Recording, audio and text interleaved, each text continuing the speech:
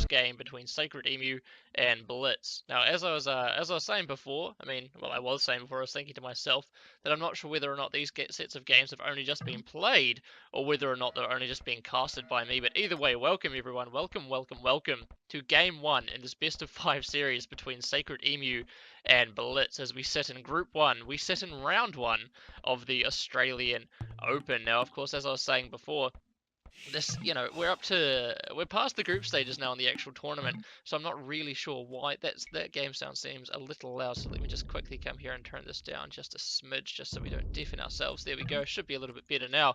Like I was saying, I'm not really sure whether or not these guys have only just played the games, or whether or not I'm only just getting around to casting it. But either way, let's turn off the fog of war and let's see what map has been spewed up again. That still seems a little bit loud, so let me just turn down the master volume just a smidge. That's actually completely off. Hang on, let me just turn this down. That's also really still pretty gosh darn loud. Oh my goodness, what is going on? Everything's all over the show. Alright, let me try this again. There we go. That sounds much better. Alright, so welcome. We are back, and of course the map for the first set of games here, or the first game in the best of 5 set for the group stages, is Team Random Civilizations and a blind random map. Now, as we can see, guys, the map that's been spewed up for these two players here is indeed Highlands, as is reminiscent of the fact that there's this wee lake, this wee river thing in the center of the map, and of course there are a lot of sheep, a lot of spare sheep floating around on this Highlands map as well. So let's go ahead, let's introduce the players, let's introduce the civs, and let's have a look at their maps and see what we could be expecting from this game.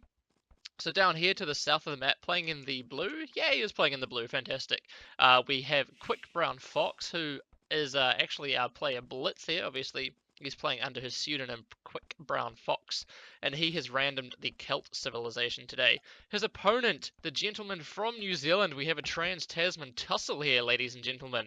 We have SacredEmu playing in the red trunks, and he obviously has also randomed the team randomed the Celts, I guess you could say. Now, of course, like I said, this map is Highlands, and it's a bit of a I don't know. It's a strange map. It's a strange wee map. It's sort of like rivers, but obviously with only one river in here as well. And you can see there is only one crossing between these two players here as well, which means, for example, that if you wall off here and wall off here for both of these guys, then they will be.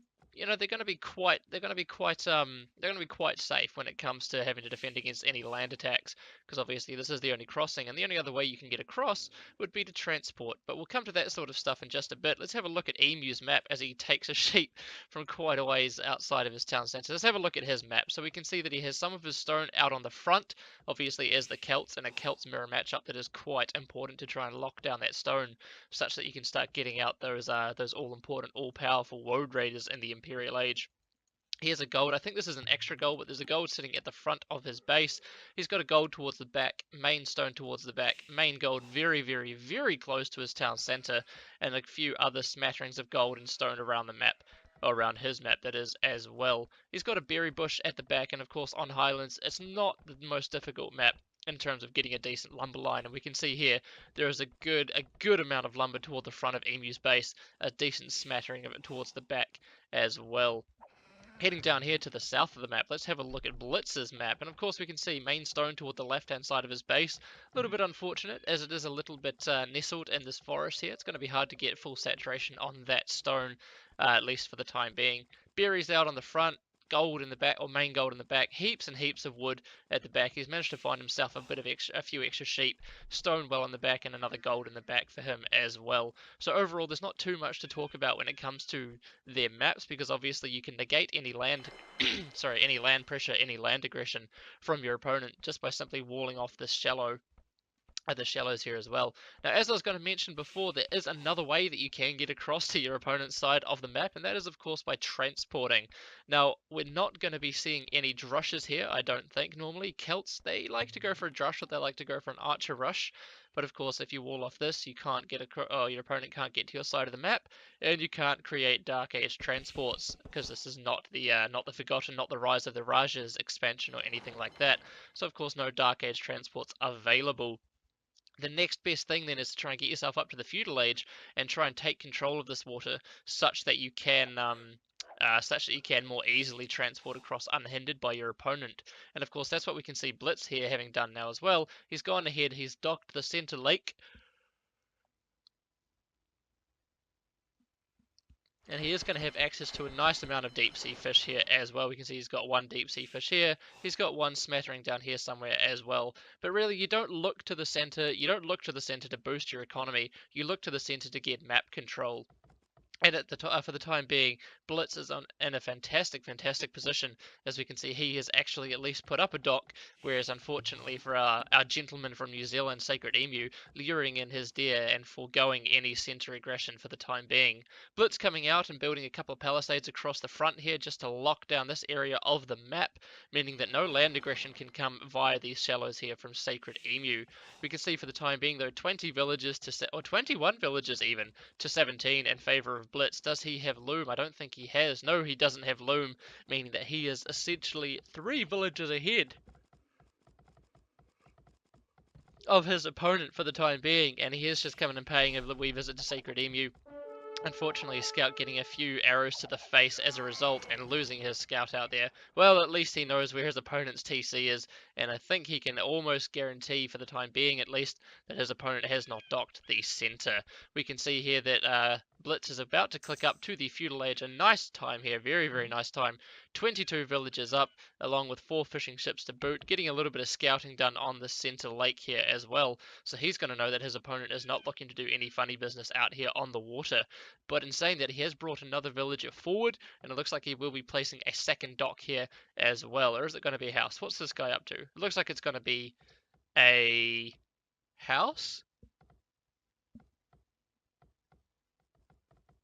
I'm intrigued. What is this guy building? Oh, he's coming back here and building the mining camp. Okay. So just having a look at how Blitz has structured his economy for the time being, it almost looked like he wanted to go for a bit of a grush, but of course he hasn't built any extra docks, and he hasn't sent the majority of his. Oh, now he has. Okay, maybe he is going to be going for a bit of a grush. Well, he's going to be wanting to get out a few galleys at the very least, just to patrol the shoreline and make sure that SacredEmu doesn't do any funny business on the water. But for the time being, I mean, we have the benefit of the spectator of the fog of war being able to be turned off, right? So we know that Emu is just seeding a hell of a lot of farms.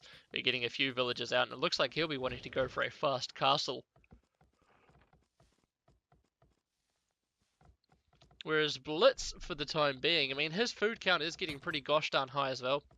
He's got a few villages out here long distance mining that gold. Unfortunately for him, that mining camp wasn't completed on time, but he has brought those villagers back to stop them being a little bit silly. Emu looks like he's lost a villager out here, though. Yeah, actually he has. He's lost a villager out here to the Beaulieu, and we can see Blitz now into the feudal age as well. Not quite having the resources to do a fast castle, but he is throwing down a market and a blacksmith here. Is he getting out a galley? Well, no, there's no galleys coming out just yet. Obviously, he does want to try and save that gold for getting himself up to the castle age. He might be able to buy his way up. He might be able to sell some of this wood and then buy some food and put himself in a good spot to get into the castle age there. And of course, he does at the moment only have one villager less than SacredEmu, who by the looks of it is definitely going to be going for something along the lines of a fast castle. Although in saying that, he is lacking a little bit of food. Oh, I suppose he's not. I suppose he's nearly there. 150 food away. And with this amount of farms, he will be able to grab that food in very quickly, especially since he does have a boar just taking a wee nap. The boar's just sleeping out here underneath the shades of those 2 houses. Obviously, it must be a pretty hot day for a boar out in the Age of Empires world for the time being. And yeah, we can see the market blacksmith. Will we be seeing any market magic from our blue player, Quick Brown Fox? Well, Emu has clicked up to the feudal age now, heading up on 24 villages. So of course he's got a stronger economy than what Blitz did when he was heading up to the feudal age. But now Blitz adding in a few extra villages. No, a lie. He's not adding in a few extra villages. He's idling his TC just a little bit, using a bit of market magic as we thought, selling some wood, buying some food. And he's clicked his way up to the castle age he goes. And of course, with the Celtic wood gathering bonus, he's going to have more than enough resources, or more than enough wood to be able to throw down an extra couple of TCs in the castle age and get his boom on if he really wants to go for that. But we can see he's moving out to the front now, throwing down a barracks. Is he just going to forego any sort of boom-oriented play, and is he just going to go for a night rush of sorts? Well, he doesn't have a big food eco, at the moment. Obviously, he's got 4 villagers out here gathering the berries, and 4 fishing ships. I think one's working, yeah, and 4 fishing ships gathering fish. Whereas we can see for SacredEmu, he's seeded a good number of farms. He doesn't quite have enough villagers on gold to do any sort of archer or night rush or anything like that, but he will have the resources to be able to click up to the castle age.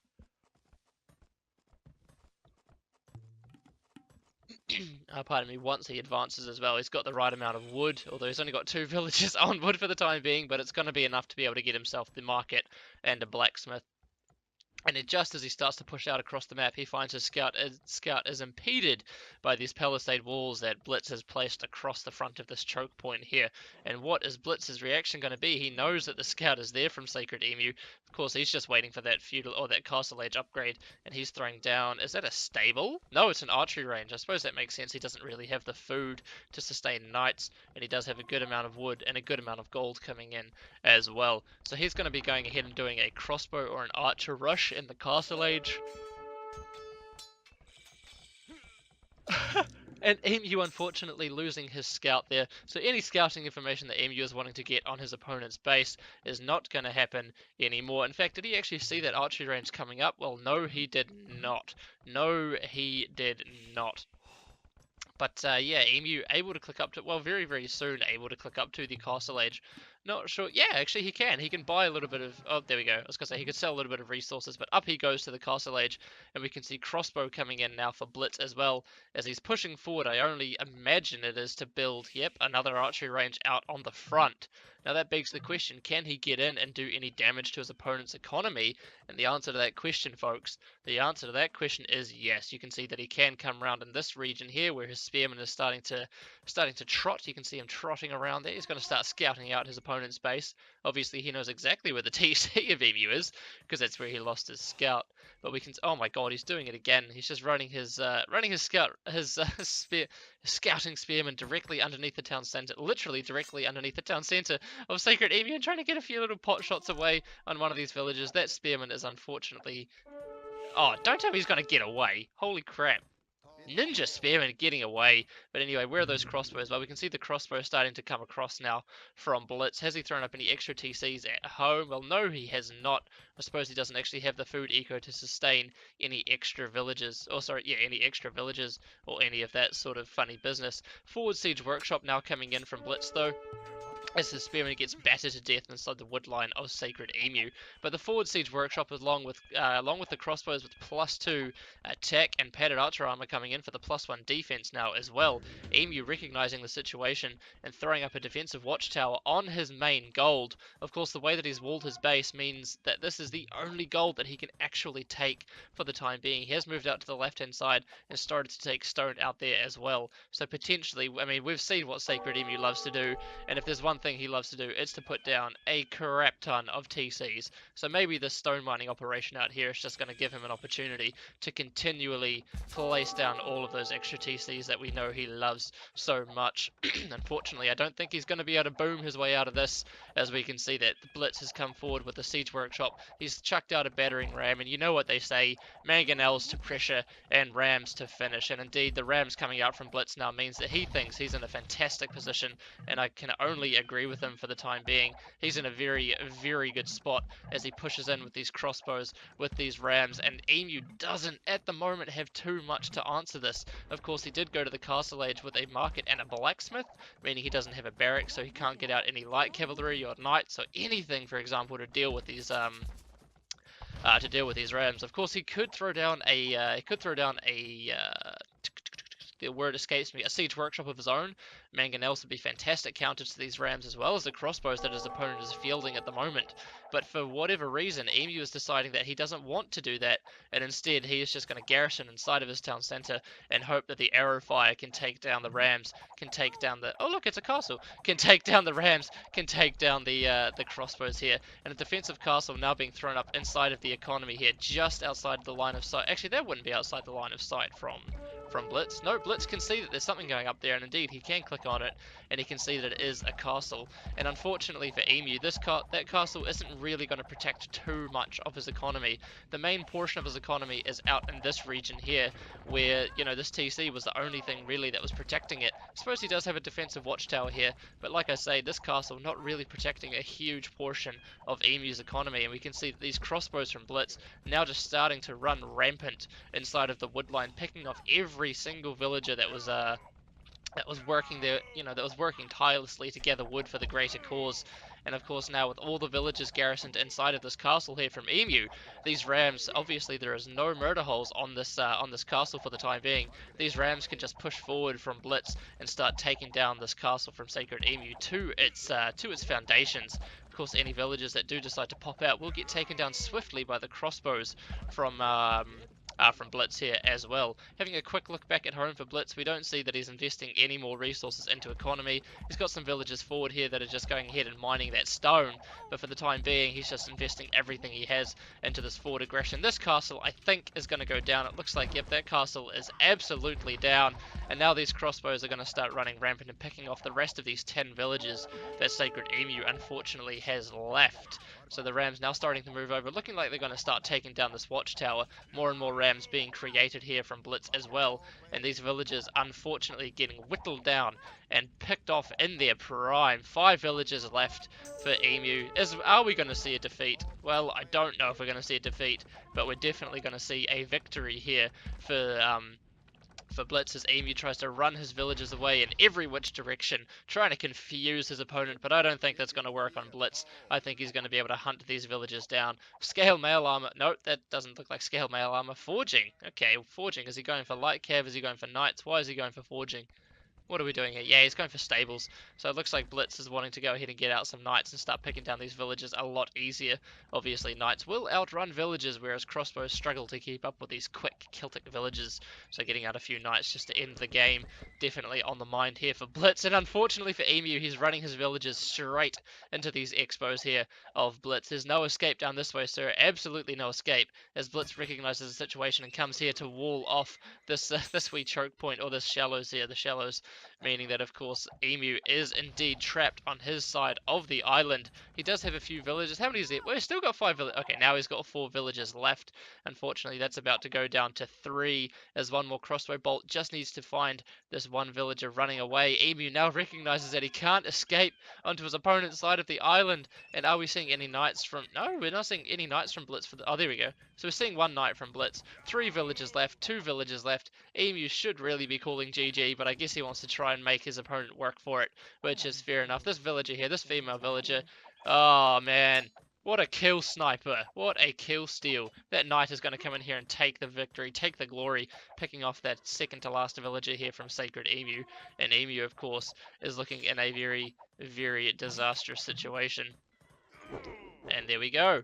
Game 1, pretty easily, pretty decisively, goes to our opponent, or rather our player here from Australia. So let me quickly update the score to reflect the fact that it is indeed 1-0 here in favor of Blitz. I'll switch the scene back over, guys, and I'll see you in just a moment's time for game number 2.